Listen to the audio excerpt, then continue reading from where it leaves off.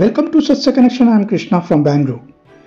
ಬೆಂಗಳೂರು ಯಲಹಂಕದ ಬಿಜೆಪಿ ಮುಖಂಡರಾದ ಎಚ್ ಜಯಣ್ಣ ಅವರ ಹುಟ್ಟುಹಬ್ಬವನ್ನು ಯಲಹಂಕ ಉಪನಗರದ ರಾಯಲ್ ಇಂದ್ರಪ್ರಸ್ಥ ಹೋಟೆಲ್ ಹಾಲ್ನಲ್ಲಿ ಸಡಗರ ಸಂಭ್ರಮದಿಂದ ಆಚರಿಸಲಾಯಿತು.